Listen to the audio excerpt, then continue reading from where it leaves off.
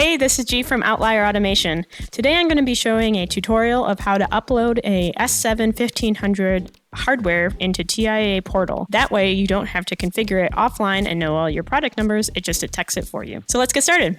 All right, so I'm on my desktop here.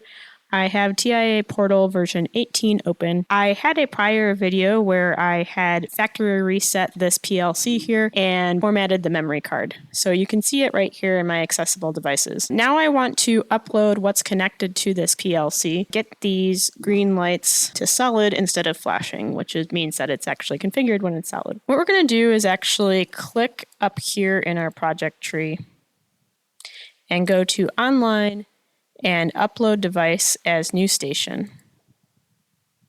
Start search. Okay, and upload. Okay, and on the left-hand side, you can see that I have the device here. If I go into devices and networks, now you can see the two digital input and output cards I have here and the PLC with the correct part number.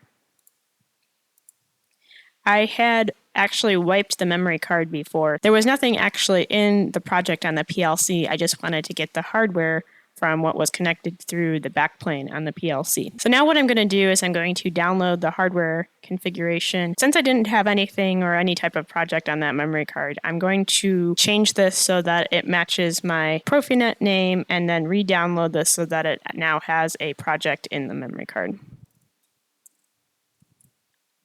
And then I'm going to click on my PLC project in the left-hand side on the project tree, right-click, download, software all.